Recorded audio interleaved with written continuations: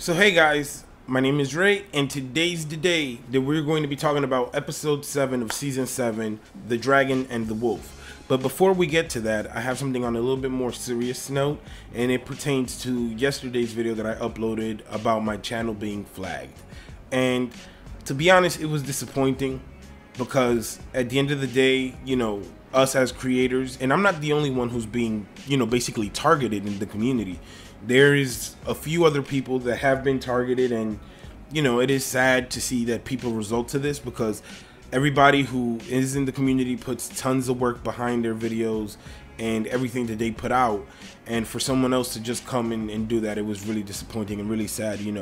But luckily for my channel, my strike was rescinded.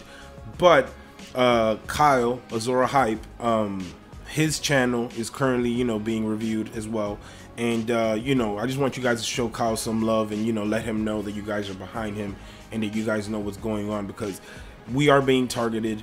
Also Blaze Manga, and with him it really sucks because he lives in Texas, and it's so insane that everything that's going down in Texas, and all my love to those people in Texas, and that he has to go through with all of this flagging and stuff too as well, because somebody was bored or upset at someone else. So it's really sad, and I hope that if anybody that does know who's doing this takes other people's lives and livelihood into consideration, because for some people this isn't a hobby or this isn't a pastime, this is their job.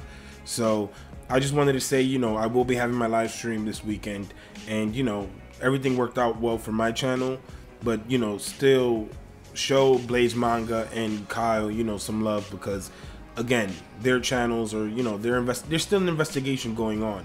I won't go into details because you don't want to tip your hat to anybody, but there's still an investigation going on, so stay tuned for that. And let's dig right into this review of season 7. Now, this episode was insane. This episode was really crazy, and I'm just gonna review it because I have so many things. I want to break this episode down later down the line, but I just wanted to talk about how I enjoyed it, some of the things that stuck out to me. Surprisingly, I felt that this episode was pretty much well balanced. We got enough of everybody. They did kind of close everybody's storylines, and even when you thought that it might have not worked with a lot of the characters together, it ended up sticking well together, and it worked well. So it is what it is. I really enjoyed it. Honorable Jon Snow almost messed everything up, so that is what it is. I want to see exactly when Jon learns about Daenerys being his aunt, how he's going to react, because everybody's expecting Jon to be the one like, ew, what if Daenerys is like that? You know what I mean? What if Daenerys is the one that's like, oh my god, I don't want any part of this, like, you know what I mean? So it'll be interesting to see. And hell, they probably do break the Targaryen wheel, because that is a wheel that has been going on for centuries with the Targaryens marrying family to family. So that's creepy, but it is what it is. Again, hopefully we get to see something come full circle for them in the story. But also we got to see Rhaegar Targaryen, which was crazy. Like, Rhaegar Targaryen and Lyanna Stark getting married. We saw that Bran went back and confirmed it after meeting with Samwell Tarly. That was insane. I'm interested in seeing if we get maybe more Rhaegar Targaryen next season, maybe Battle at the Trident, because I don't think that the tourney at Harrenhal is any good right now at the moment being anyways. It would be kind of like like iffy to me. It wouldn't really help push the story, and we only have 6 episodes. So I hope that we maybe get like a Rhaegar flashback, maybe his reasoning behind marrying Lyanna. Yeah, they fell in love, but why did he annul his marriage, and why did he name Jon Aegon? I mean, out of all the names, I thought Aegon would have been like the last name. I was very surprised by that. But at the end of the day, it must be for a reason. Maybe it's because Jon will be the foundation of this new Targaryen rule, or like he's destined for greater things to build things up. But it was really dope. I really enjoyed it, and I hope that we get to see more Rhaegar and Lyanna in the upcoming season. So let's go to the north. The north was insane. We see that Littlefinger is still trying to put stuff in Sansa's head, and we see that Sansa, he gets word that Jon bent the knee, which is going to be insane in the upcoming episode. In the upcoming season, I want to see how exactly this all plays out with Sansa and Jon and the power struggle at Winterfell. if she's still going to consider him like king, or not even king, or like a ruler or a leader, because everybody knows that Jon has to lead the battle.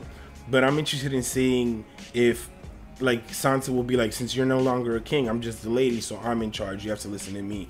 So that's that's its own thing there. And the whole dynamic between Jon and Daenerys, he is the rightful heir to the throne, but he doesn't know it yet. Will this cause any friction between them? I have, like I said, a ton of videos that I have to do and I want to do. So I will be having them out like as much as possible and as soon as possible. I'll chop them down into different topics.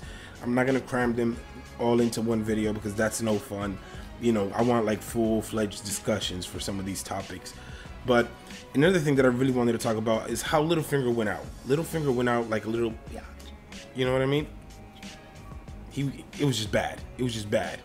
And the way he went out squirming like a little worm, it was just insane to me. Like, I was definitely not expecting that. But at the end of the day, the actor who portrays the Littlefinger, he's great, man. Just the way he was like, what? Like, what? Like, what do you mean? Like, that to me was hilarious. I really hope that we get to see some more of like Sansa and Arya, like that combination, like the muscle and like the brains of it all. So, because we did see that Arya is a bit like, you know, whatever's in front of her, that's what she takes on. She's not very, you know, three-dimensional, I guess. She's just like, she wants what she wants and she does what she does. It was really cute and funny also to see the Hound and Brienne acknowledging that, like, you know, whoever gets in Arya's way is gonna like have trouble. Like, she's her own person now, like she can defend herself. And that was really dope. There was a lot of really cool moments in the Dragon Pit. My favorite was maybe Tyrion getting upset with Jon for some reason. I really like that scene. And maybe my real favorite was the whole Clegane brothers, like, you know what's coming for you, you know who it was, you always know who and what is coming for you. So that to me was awesome, as how we didn't get Clegane Bowl, but we definitely are going to get it in season 8, because that was like, that wasn't even foreshadowing, that was the shadow, like that was like it. So we're definitely getting Clegane Bowl in season 8 and I'm really hyped for that. And then let's just go with the wall, what we saw at the wall. Let's end this quick because, like I said, I don't want to go into much details on some things, but the wall was insane. We see that the dragon does seem to be decaying. I think that the dragon is rotting because we see that the wing has like a bunch of holes in it, and you could say like, oh yeah, it must have broke like holes in the wing or whatever. Nah, that wasn't. That dragon must be decaying because it has like way too many holes in it for it to even fly. But it is what it is. It looked insane.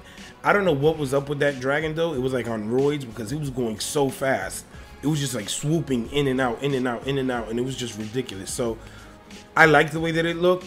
I just didn't like how simply I think the wall came down. I thought that it would have looked even better if the Night King did his avatar water bending or ice bending skills that he did when he touched the floor at the cave of the Children of the Forest, Bloodraven.